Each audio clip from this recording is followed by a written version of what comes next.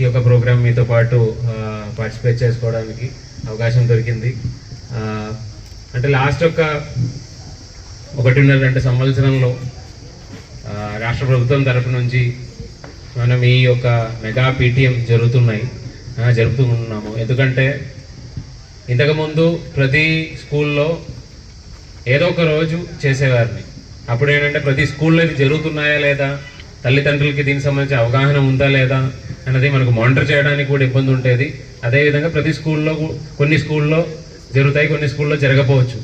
So ఆ ఉద్దేశంతో ప్రతి స్కూల్లో ఒకే రోజు జరిపినట్లయితే ఖచ్చితంగా ఇది ఒక పండగ వాతావరణంలో ఇది చేస్తామన్న ఆ ఒక ఉద్దేశంతోనే ఈరోజు ఈ కార్యక్రమం చేస్తున్నాము.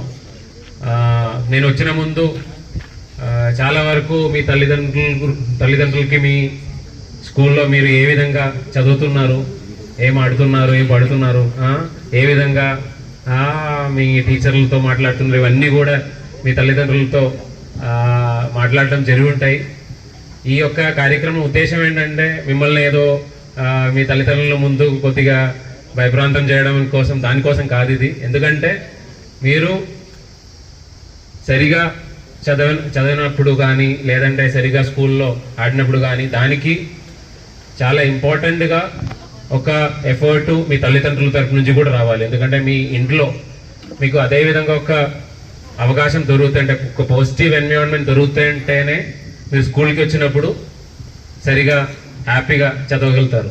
లేని పరిస్థితిలో ఇంట్లో కూడా కొద్ది ఇబ్బందులు ఉన్న పరిస్థితిలో ఖచ్చితంగా మీ స్కూల్కి వచ్చినప్పుడు మీ టీచర్లు మీ పాటలు కానీ లేదంటే లెసన్స్ కానీ చెప్పినప్పుడు సరిగా అది అర్థం చేసుకోవడం కానీ లేదంటే పార్టిసిపేట్ చేయడంలో కానీ ఇబ్బందులు వస్తాయి.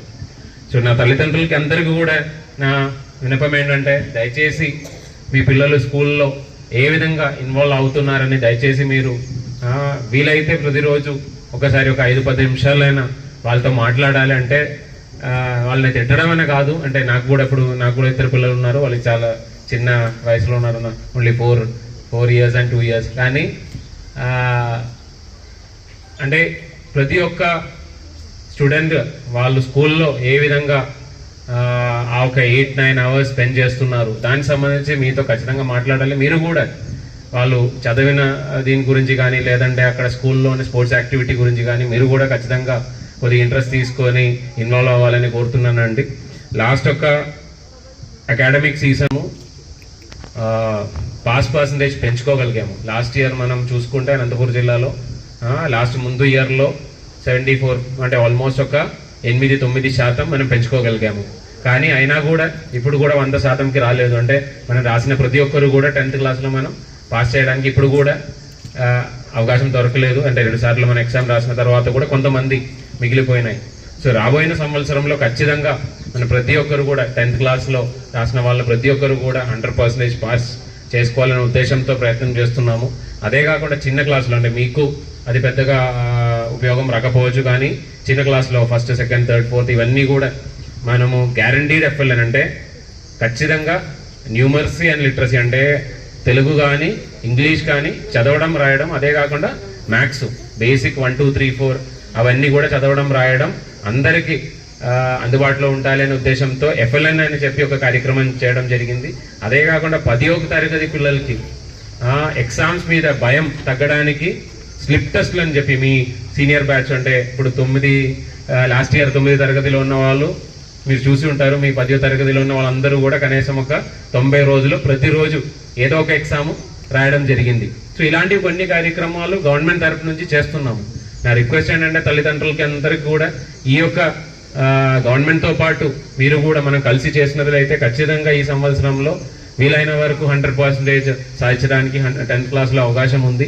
అదే అంటే ఎగ్జామ్ రాసుకొని మార్క్ తెచ్చుకోవడం అని మాత్రం కాదు, అంటే మిగిలిన యాక్టివిటీస్ కూడా ఇప్పుడు ఈ యొక్క గవర్నమెంట్ స్కూల్లో చూసినట్లయితేనే మీకు తెలుస్తుంది. ఈ యొక్క క్యాంపస్ చూస్తే ఇంత పెద్ద క్యాంపస్ ఏ ఒక ప్రైవేట్ స్కూల్లో ఉంటుంది. అంటే వాళ్ళకి ఆడడానికి పడడానికి లేదంటే ఒక 10 minutes 20 minutes బ్రేక్ వస్తే ఖచ్చితంగా బయట ఆడగలుగుతారు. ఇట్లాంటివి క్యాంపస్ మనకి ఎక్కడ కూడా ప్రైవేట్ స్కూల్లో మీకు దొరకదు. ఈ సంవత్సరంలో సుమారుగా జిల్లాలో ప్రైవేట్ స్కూల్స్ నుంచి అంటే మన పిల్లలు ఎవరు కూడా బయటికి వెళ్ళకుండా వాళ్ళని కాపాడడం జరిగింది. అదే కాకుండా ప్రైవేట్ స్కూల్స్ నుంచి సుమారు ఒక 4,000 పిల్లలు గవర్నమెంట్ స్కూల్స్కి రావడం జరిగింది. అంటే లాస్ట్ ఇయర్ది ఇంప్రూవ్మెంట్. అదే కాకుండా మన టీచర్స్ అందరూ కూడా ఇంటింటికి కూడా చాలా వరకు మీ ఇంట్లో కూడా వచ్చి ఉంటారు, మీ చుట్టుపక్కల ఇంట్లో కూడా క్యాంపెయిన్ చేసుకొని గవర్నమెంట్ స్కూల్లో పిల్లల్ని చేర్పించుకోవాలనే ఉద్దేశంతో ఒక 4,000 మంది కూడా జిల్లా వ్యాప్తంగా అదనంగా ప్రైవేట్ స్కూల్ నుంచి మన దగ్గరికి రావడం జరిగింది. అదే కాకుండా రాష్ట్ర వ్యాప్తంగా సుమారుగా 1,00,000 మంది పిల్లలు లాస్ట్ ఇయర్ కంపేర్ చేస్తే అదనంగా గవర్నమెంట్ స్కూల్లో జాయిన్ చేయడం జరిగింది. అంటే దీంతో మనం తగ్గిన పరిస్థితి అయితే లేదు. నెక్స్ట్ ఇయర్ దీని కానీ భారీగా ప్రైవేట్ స్కూల్ పిల్లల్ని మన గవర్నమెంట్ స్కూల్కి తీసుకురావాలనే ఉద్దేశంతోనే ప్రయత్నం చేయడం జరిగింది. పిల్లలందరూ చాలా సంతోషంగా ఉన్నారు. అదేవిధంగా పిల్లలు చాలా బాగా చదువుకుంటున్నారు. మన గార్లదిన్న హై స్కూల్లో సార్ వాళ్ళు కూడా మేడమ్స్ కానీ మన పిల్లల పట్ల బాగా చెప్పడం జరిగింది. అదేవిధంగా మా అమ్మాయి కూడా ఈ స్కూల్లో 7th క్లాస్ చదువుతుంది. మా అమ్మాయి దీపిక. మా అమ్మాయి అన్ని విషయాల్లోనూ బాగా రాణిస్తుంది, బాగా చదువుతుంది. మరియు వేదికను అలంకరించిన పెద్దలందరికీ నా పేరు తనిక, నేను 10th క్లాస్ చదువుతున్నాను సార్. సార్ మా రిక్వెస్ట్ ఏంటంటే మాకు ఈ టీచర్స్ ఇద్దరు లేరు సార్.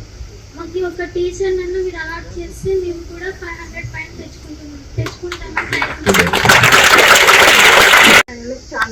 నేను 10th క్లాస్ చదువుతున్నాను. మాకు ఎక్స్ట్రా క్లాసులు ఉన్నందుకు సిలబస్ చాలా ఈజీగా అవుతుంది సార్. 10th కూడా చాలా బాగా చదువుకొని మార్క్స్ తెచ్చుకుంటాము సార్. Thank you.